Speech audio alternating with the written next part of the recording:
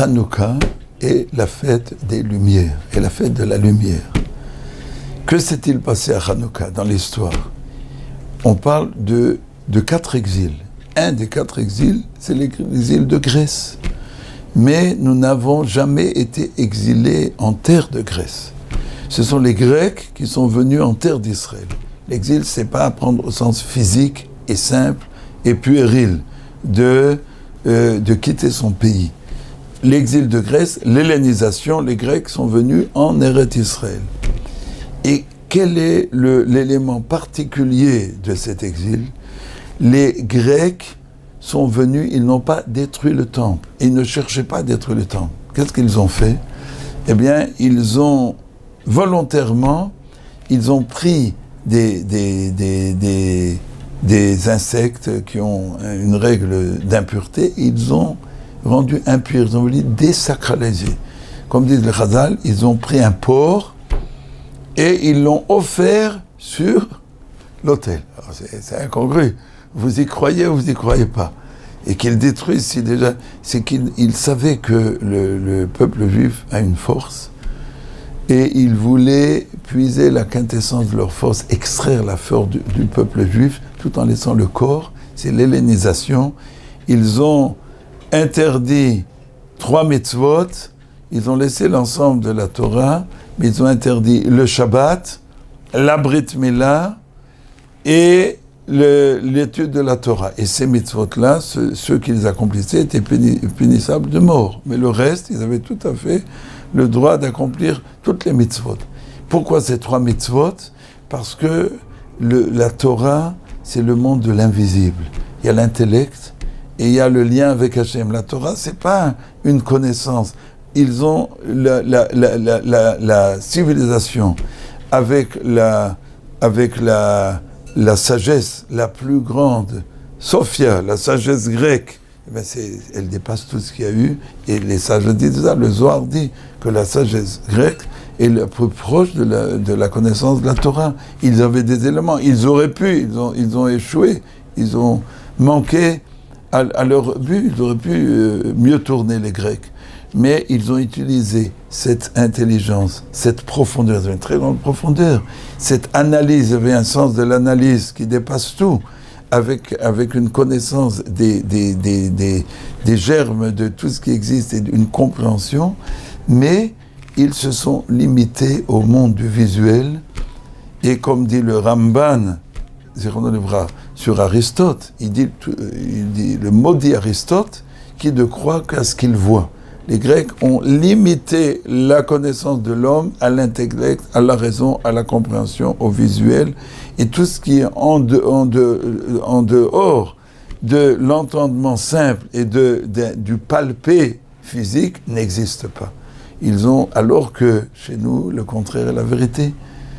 Hachem, on ne le voit pas, il est invisible et il est tout. L'âme, on ne la voit pas, elle est invisible et elle est tout. Donc, qu'est-ce que les Grecs ont cherché? Ils ont cherché à rendre impur, à garder le peuple juif, n'avaient rien contre le peuple juif. Ceux qui s'hélénisaient, au contraire, devenaient les plus savants, puisque les Juifs ont un surplus de sagesse. Donc, ils en avaient besoin de ces Juifs pour alimenter leur civilisation. Mais ils ont voulu vider le judaïsme et la Torah du sens caché, qui est le sens vrai de la Torah. C'est pour ça qu'ils n'ont pas interdit les mariages juifs, tout était permis. Mais Hachem Irachem, c'est l'Agmara au début de Ksouves, il y avait ce que l'Agmara dit, que chaque femme, avant que la nuit du mariage, elle devait d'abord passer, voilà, comme au Moyen-Âge, le droit de, etc. Donc, ils ont dit, là, on vous laisse à condition de rendre impur et d'enlever l'âme de ce que vous faites. Le corps, on n'en a rien à faire, gardez-le, mais l'âme juive, il faut qu'elle disparaisse et qu'elle se rallie à ce monde, voilà, où tout était tiré vers le monde matériel. C'est pour ça que les Grecs, c'est quelque chose d'étonnant, avec leur sagesse, avec leur connaissance, puisque toute la science moderne est basée jusqu'à aujourd'hui, sauf les toutes nouvelles théories. Il y a une ouverture que Dieu a faite dans le monde, comme disent les sages, à partir de 1840, comme dit le Zohar, mais sinon, tous les prémices de la science, tout le monde le sait, tout vient de Grèce. Rome n'a rien apporté, mais absolument rien d'original dans ce domaine. Ils ont tout pillé, ils ont pris des Grecs, et les Grecs ont l'apanage de tout ce qu'il y a de bien sur Terre, de toutes les pensées profondes et toutes les inventions. Les prémices proviennent de Grèce. Mais ils ont attiré ça au monde matériel. C'est pourquoi les gymnases, eh bien, ils étudiaient des gymnases, et du gymnase, ils sortaient dans leur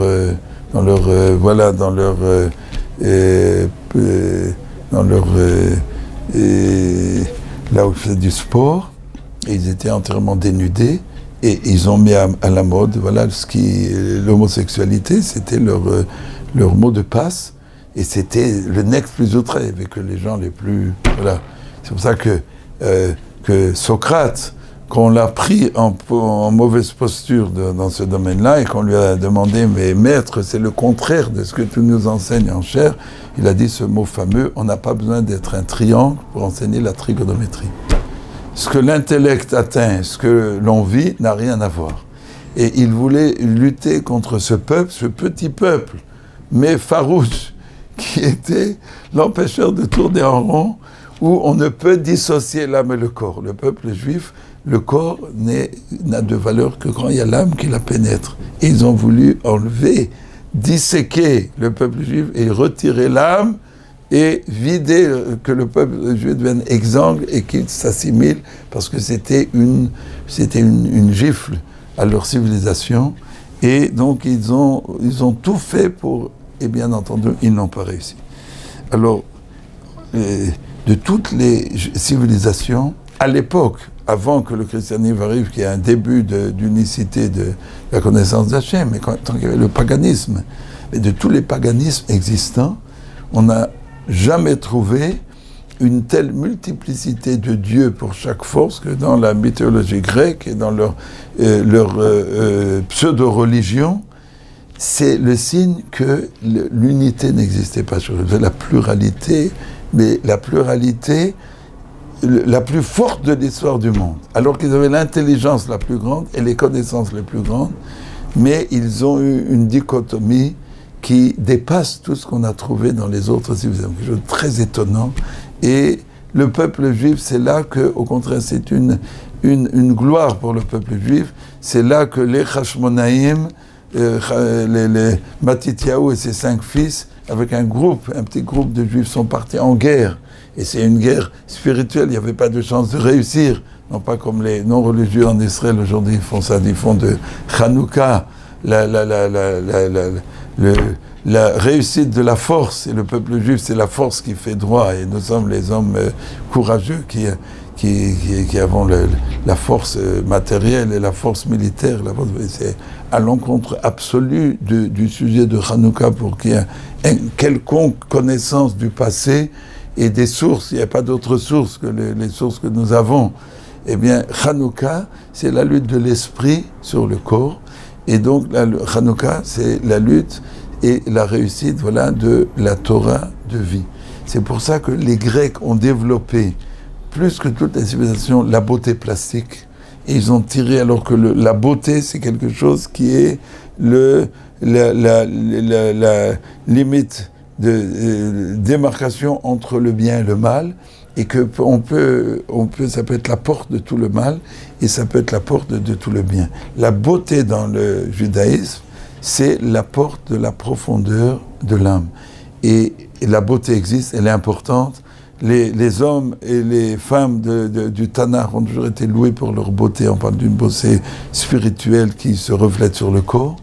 Et ma mère, qui est encore jusqu'à 120 ans à Paris, qu'Hachem lui donne longue vie, bien quand elle tenait le musée d'art juif, rue des Saules, pendant 25 ans, à l'époque, elle avait enlevé tout ce qui était profane, et elle expliquait à tous les visiteurs que l'art dans le judaïsme, dans le peuple juif, provient de la Torah. Voilà, malheureusement, après, il a été, par manque de fonds, livré à la ville de Paris et redevenu athée, et où rien de juif pratiquement ne s'y trouve. Mais l'art existe, la beauté existe. Le plus grand artiste de l'histoire, c'est Betzalel, celui qui a confectionné le sanctuaire. Et les Juifs ont toujours eu le goût et la connaissance de la musique, du beau, de l'art, mais dans les limites de la Kedusha.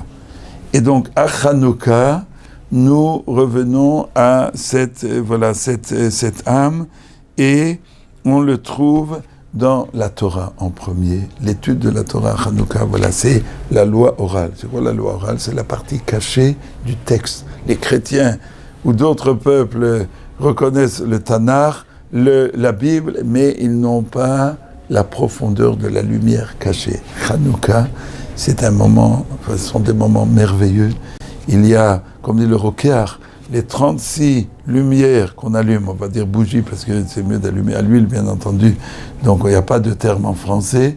Les 36 lumières, parce qu'on allume de 1 à 8 et en tout ça fait 36, correspondent aux 36 heures où la lumière initiale, avant que le soleil n'ait été placé, eh bien, il y avait cette lumière initiale que l'homme, le premier homme, a connue de sa création à l'aube du 6e jour, 12 heures du vendredi, 24 heures du Shabbat, après il a été chassé du Gan Eden, mais il a connu cette lumière, qui est une lumière spirituelle, qui est une lumière insondable, qui est une lumière sans limite. Il l'a palpé, il l'a vécu pendant 36 heures. Cette lumière, dit le Rokéar, se répand pendant Hanouka. Tout le monde sent, tout celui qui a un flair de juif, et tous l'ont, sentent bien qu'à Hanouka, il y a quelque chose de particulier qui se passe. Il y a une ambiance, il y a quelque chose.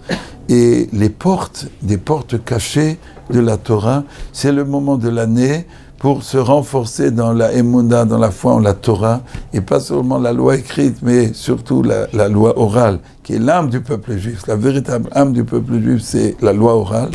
Et c'est à Hanouka qu'il y a une densité de loi orale particulière qui se révèle et qui se répand. Et donc c'est un moment de prier, de demander à Hachem qui nous ouvre le cœur et l'esprit et le cerveau dans cette loi orale qui est la profondeur et la lumière de la Torah.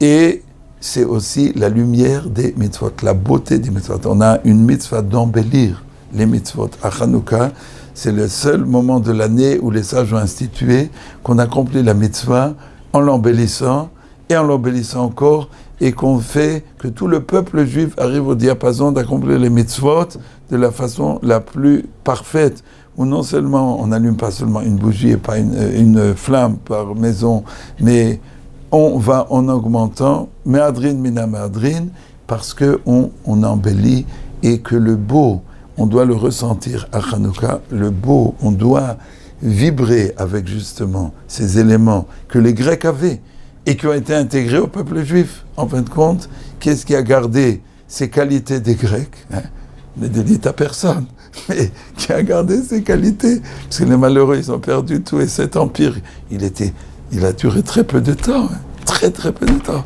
Mais en fin de compte, qui est l'héritier de l'histoire du monde, qui prend en bagage tout l'héritage spirituel de tous ceux qui ont raté? Alors je ne vous dirai pas qui c'est, vous le devinerez seul. Eh bien, nous avons à Hanouka cette faculté de sentir ce qui est beau, mais à condition que la beauté et la chaleur, ça soit dans la Kedusha, dans le monde de la pureté. C'est pour ça que c'est aussi la fête de famille. Hanouka, c'est la flamme qui est à l'intérieur du foyer, et on a un principe absolu que cette chaleur qu'on trouve, voilà, à Hanouka, c'est là où on doit trouver la beauté des mitzvot. Ce n'est pas une charge, ce n'est pas un fardeau. Les mitzvot sont une lumière, on doit le vivre et le ressentir. Et celui qui aime, comme dit la Gemara, celui qui prise, celui qui a un faible pour l'allumage des Nerot, on parle de Shabbat et de Hanouka, eh bien, la Gemara dit, il aura le mérite que ses enfants seront ancrés, seront des Talmidei Chachamim, celui qui allume avec amour et qui abonde en allumage. Et comme dit la Gemara dans Shabbat, Bameh Madlikim, il y avait une maison où la femme faisait très attention à l'allumage, et avec beaucoup elle abondait, et un rav est passé, il a dit ressortira un grand Torah de cette maison, et c'est ce qui s'est passé. Il y avait une autre maison où il y avait l'homme aussi allumé, D'après la Lara, l'homme doit préparer les nérotes, on ne va pas traduire les flammes, les bougies, non, pas l'huile, et la femme doit les allumer. Et il y avait une maison où l'homme aussi mettait la main à la pâte, et un est passé, il a dit, il ressortira 2 grands tzadikim, 2 grands Talmid Chachamim, et c'est ce qui s'est passé, dit la Gemara. Donc il y a cette lumière de Hanouka. Qu'est-ce qu'il est dit à son sujet? On le dit après l'allumage, c'est le signe de cette lumière qui est l'essentiel de la vie et qui est la trame de la vie. C'est Dieu, c'est l'âme, c'est le peuple juif. Eh bien, les Grecs, qu'est-ce qu'ils ont fait? Ils ont pris la spiritualité, ils l'ont piétinée, ils l'ont assujettie au plaisir de ce monde matériel. Et l'utilitaire, tout est pour l'utilitaire. Et nous, à Hanouka, qu'est-ce qu'on proclame? Cette lumière de la spiritualité, quand on regarde les nérotes, on n'a pas le droit de l'utiliser pour soi, c'est pas utilitaire. On n'a pas le droit d'utiliser ces lumières, mais de les voir, de les regarder. Et qu'est-ce qu'on gagne? Je veux dire, et alors, où est le pesant d'or? On a brûlé de l'argent, si on n'a pas le droit d'utiliser. Au contraire, c'est là le secret de Hanouka. C'est là qu'on a le secret. C'est que quand on ne cherche pas son pesant d'or, c'est là qu'on arrive à être et non pas à avoir. Hanouka, c'est le moment de l'être et non de l'avoir.